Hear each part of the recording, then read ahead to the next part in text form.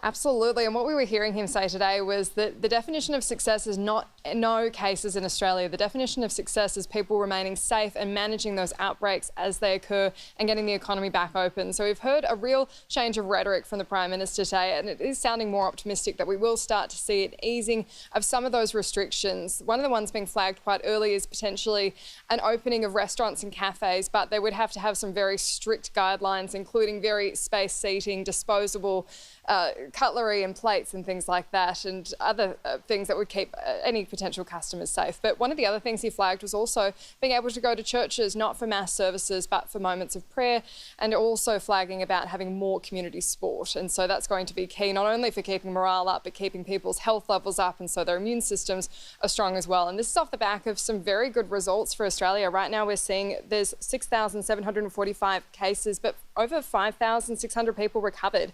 And so the death toll has risen, unfortunately, to 89, but compared to the rest of the world, we're doing incredibly well. The other piece of hopeful news today has been out of Queensland, that researchers at the University of Queensland have had better than expected results in their vaccine trials. They've said that with the antibodies produced by their vaccines, it's well exceeded their expectations. They could be doing clinical trials as early as July. That's a lot more optimistic than what we've been hearing from global vaccine companies. They've been saying it could take up to 18 months to have a vaccine on the market. With these results, it could be even sooner.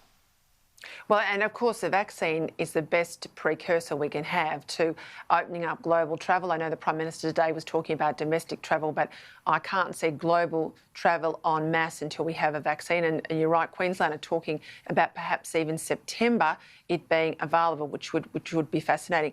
In the United States, they got to 1 million infections today. It's a pretty sorry total.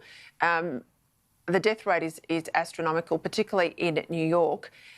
Here at home, more controversy about NEWMARCH House. There was comments made by the Premier today. A lot of family and residents have spoken out. They say there's not been enough communication from Anglicare. I'm a bit concerned, Annelise. Explain to me, the deaths there now are becoming the largest cluster in New South Wales after that fated ship, the Ruby Princess. Are they going or being transferred from the facility into hospital? Is that the fate of the people with this virus, or are they staying at the facility?